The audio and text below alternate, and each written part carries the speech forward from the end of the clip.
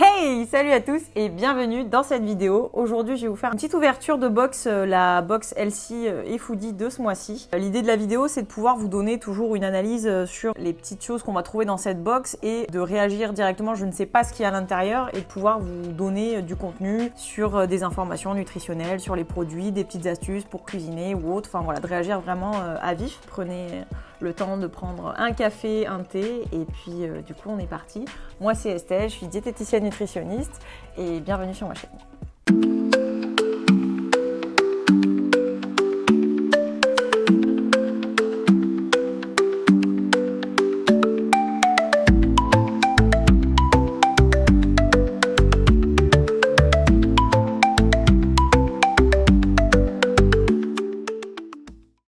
Alors,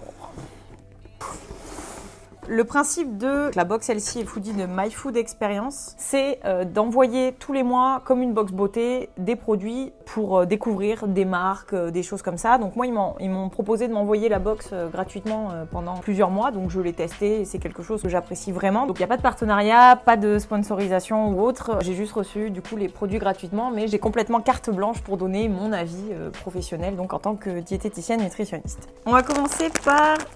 Ce sont des bretzel sticks fourrés. On commence super bien. Oui, alors il y a quelques petites gourmandises en effet. On est sur un produit qui servirait à l'apéro.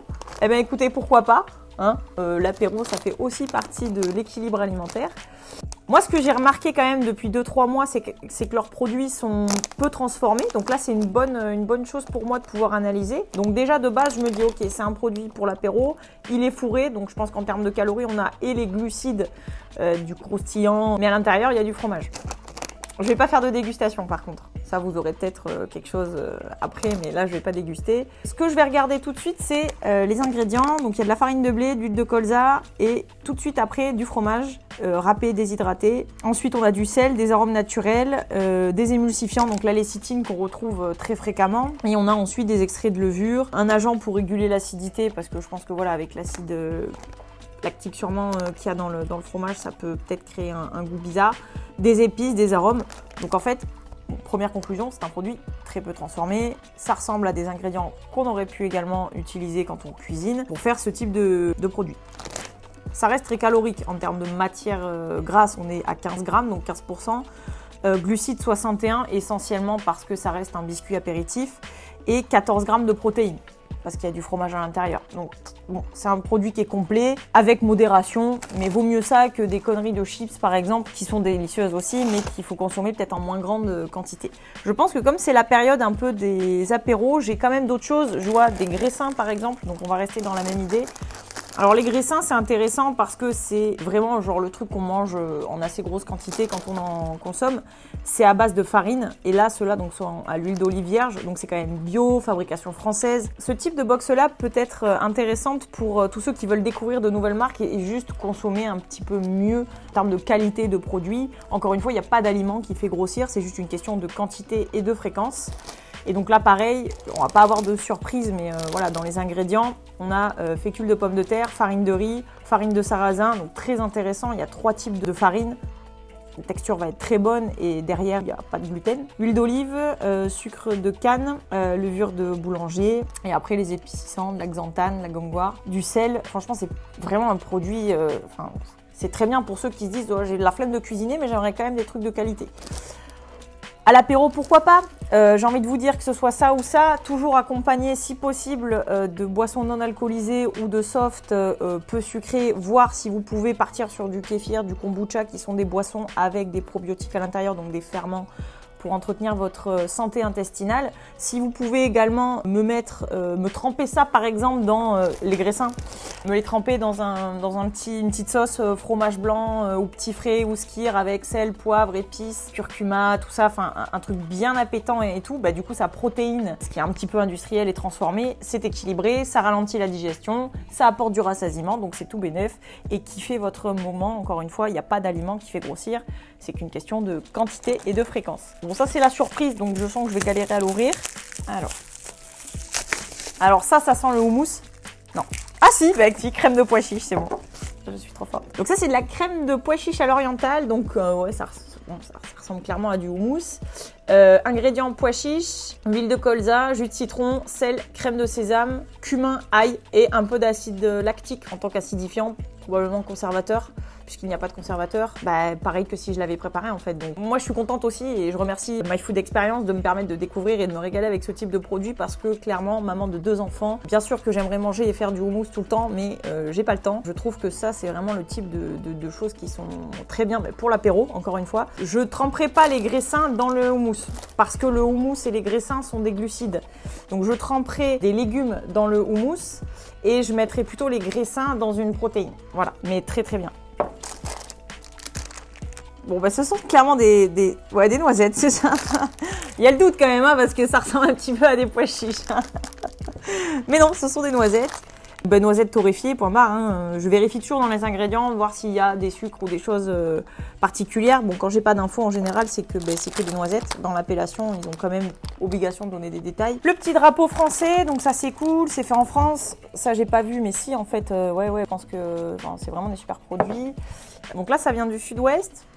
Des noisettes. Alors, les noisettes, petit topo sur les noisettes, bon là elles sont torréfiées, donc elles ont un petit peu perdu en oméga 3, mais les noisettes font partie des fruits à coque, donc oléagineux, source de matières grasses. Les matières grasses sont essentielles pour permettre à vos neurones de communiquer entre eux, à vos nerfs, c'est un peu la Wi-Fi dans le corps. Sans matière grasse, on a beaucoup de mal à avoir un équilibre en fait à l'intérieur de son corps, donc c'est hyper important d'avoir des apports en matière grasse au quotidien. Que vous soyez plus ou moins actif, il y a des besoins en lipides, en matière grasse, donc il faut les remplir. Les noisettes apportent des oméga 3, des oméga 6, mais une bonne partie d'oméga 3 qui sont essentiels pour prévenir du vieillissement cellulaire et des neurones, donc limiter aussi la progression de tout ce qui va être maladies comme Parkinson et Alzheimer qui sont aujourd'hui légion. Donc c'est très bon les noisettes. Quand est-ce qu'on peut en consommer? À 4 heures, au petit déjeuner. On peut aussi en mettre dans les salades en tant que topping dessus. Habituez vos enfants à manger des oléagineux dès le matin. Donc je sais les mamans là qui ont un petit peu peur parce que ah là là ils vont s'étouffer, pas de panique. Vous leur coupez en petits morceaux. Quand ils ont quelques dents, 1 an et demi, 2 ans, vous pouvez les introduire en petits morceaux. Mais ça, même en purée de noisettes, c'est mieux que des cochonneries sucrées. Et parfois, il suffit d'un rien pour juste acheter les bons ingrédients, tartiner, leur donner à manger et pas culpabiliser en se disant « Oh là là, j'ai encore acheté un truc industriel ». Ensuite, il y a pas mal de choses. Boisson gazeuse à base d'agave contenant des arômes naturels et de la vitamine C. Alors ça, c'est un bel exemple de... C'est l'heure de l'apéro. Je peux pas boire d'alcool parce que soit j'ai choisi de pas en consommer, soit j'essaye de me limiter, soit je n'en consomme pas habituellement. Qu'est-ce que je bois? J'ai envie d'un truc un petit peu sympa qui me fasse sécréter un peu de dopamine parce que ça fait du bien. Certes, le soleil brûle sur ma peau, mais il me faut autre chose. Donc ça, c'est un bon exemple. C'est censé être un soft, probablement moins sucré que du Coca-Cola ou de l'Ice Tea, qui sont vraiment des trucs qui ne servent absolument à rien. Donc là, il y a du sirop d'agave. Il peut y avoir aussi, j'ai l'impression, d'autres choses pour peut-être apporter un petit coup de boost. Donc je vois eau gazéifiée, sirop d'agave 7%. Donc il y a 1 carré de sucre par 100 ml. Comparatif avec du Coca-Cola. Dans une canette de Coca-Cola, je crois qu'il y a environ 15 morceaux de carré de sucre. Ici, il y a 250 ml, donc il y a un peu moins qu'une canette de Coca de 330, mais on va faire une équivalence. Il y a 2 carrés de sucre et demi. Je pense qu'on est, oui, à 3 fois moins de sucre. Pour 330, devrait aller 4 carrés de sucre. Voilà. Ça reste liquide, ça reste sucré. Je dis beaucoup, tout ce qui est liquide passe plus vite dans le sang, tout ce qui est sucré également. Donc attention à ça. Maintenant, on fait bien la distinction. Là, c'est un contexte, on se fait plaisir. Il y a à l'intérieur de l'eau gazéifiée, du sirop d'agave, jus de citron à base de concentré, des arômes naturels de gingembre, des arômes naturels de Guayusa. Je ne sais pas ce que c'est. C'est un thé, le Guayusa. Donc c'est un thé qui est consommé en Amérique du Sud. Les bienfaits du Guayusa, du coup, boostent l'énergie. Il y a de la théobromine à l'intérieur. La théobromine, vous la retrouvez aussi dans le chocolat noir, dans le maté également. Donc c'est un antioxydant, de la théophiline, des nutriments aussi à profusion, donc des antioxydants naturels. Ça peut aider à la digestion aussi, donc le thé Guayusa, ça s'appelle. Ça peut aussi accélérer la perte de poids d'après certaines études. Alors à surveiller là-dessus, hein. Vous connaissez mon avis sur les trucs, voilà, mais pourquoi pas si c'est un booster de métabolisme, puisqu'il y a une teneur en caféine aussi intéressante. En fait, ça vous met bien pour la soirée, hein. Ça, c'est le genre de truc, faut être sûr qu'après, t'as prévu de faire un truc juste après avoir pris ton coup, parce que entre le gingembre, il y a du curcuma aussi. Bon, le curcuma n'est pas un booster, mais voilà, le gingembre plus celui-là, il y a moyen de moyenner. Bah écoutez, c'est une découverte, c'est intéressant, encore une fois, bah merci. Pas mieux à dire, un bon soft, ça ira avec le reste pour l'apéro. Ça c'est très simple, c'est de la moutarde de Dijon, aux graines 100% françaises, basique, simple, efficace. Ingrédients, eau, graines de moutarde, vinaigre, sel.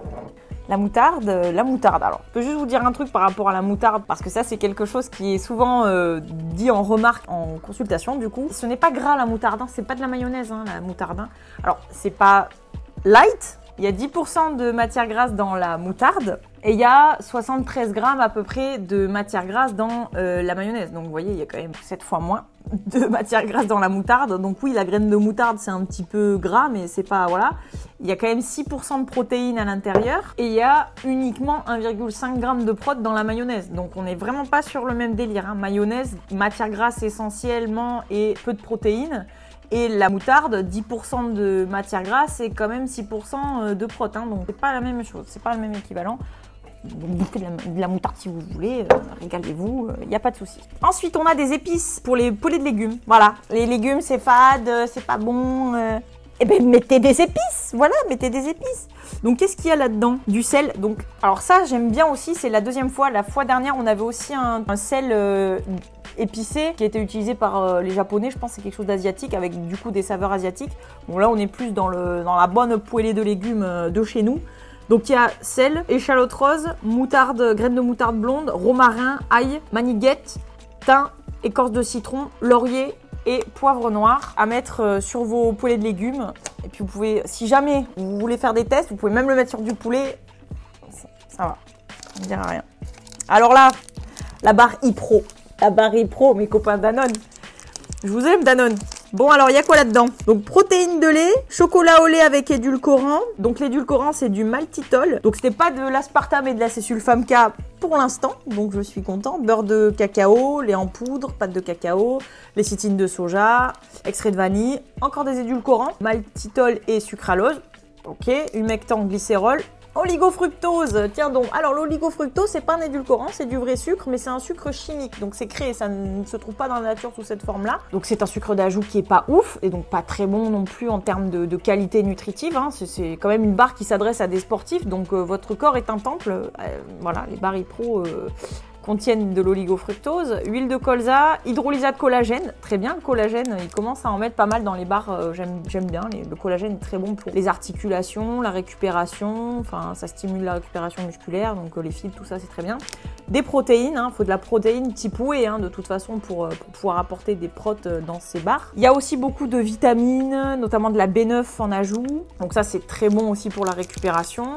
Et moi ce qui m'intéresse c'est finalement la base en énergie. Donc la barre fait 45 grammes, il y a 362 calories pour 100 grammes, donc on a à peu près 180 calories par barre. Et on a donc en répartition 15 grammes de matière grasse, 32 grammes de glucides et 34 grammes de prot. Donc par barre, 15 grammes de prot par barre, à peu près 15 grammes de glucides, donc 3 carrés de sucre et un petit peu moins de matière grasse. Alors, encore une fois, c'est une barre qui est assez équilibrée, elle n'est pas dédiée à la perte de poids. Ça apporte en effet 15 grammes de prot. Ok, pour la récup, exceptionnellement, de temps en temps, ça reste une barre sportive. Encore une fois, ne pas prendre ça en encas en vous disant ça va m'aider parce que c'est protéiné pour la perte de poids. C'est juste dans le maintien ou pour le sportif. Mais ça reste vraiment des produits industriels transformés. Ensuite, on a des extraits de fruits, 100% fruits, moitié pomme, moitié mangue. Alors, on a une affiche quand même packaging mangue. Donc, on dit c'est de la mangue. Non, c'est 95% de pommes pour 5% de mangue. Là aussi, regardez toujours les ingrédients de ce que vous achetez. Vous n'aurez pas de surprise de ce qu'il y a à l'intérieur. Et on a en glucides 8%. C'est moins sucré que du sucre. Ça peut caler le ventre. Ce qui est intéressant sur ces produits-là, c'est les sources en fibres aussi. Donc là, il y a vraiment pas mal de fibres puisque c'est sec en fait. Donc, c'est très bien. Et après, du coup, pour finir, on a le thé vert sarrasin grillé. Ça, c'est des découvertes de produits, de producteurs locaux. Ils sont aussi beaucoup dans une démarche bio, peu d'emballage. Donc, il y a vraiment comme l'étiquette qu'on va pouvoir coller sur le bocal dans lequel on va mettre à l'intérieur le thé. Enfin, voilà, c'est vraiment dans cette démarche-là de réutilisation des produits, peu d'impact environnemental. Là, c'est juste du thé vert avec du sarrasin grillé. Donc, et puis ensuite, on a toujours, pour découvrir un peu les marques et se renseigner, des flyers. Voilà, j'ai terminé. J'espère que cette vidéo vous aura plu. Merci d'avoir regardé. N'hésitez pas à vous abonner si ce n'est pas déjà fait. Et je vous dis à très bientôt. Prenez bien soin de vous et de vos proches. Ciao!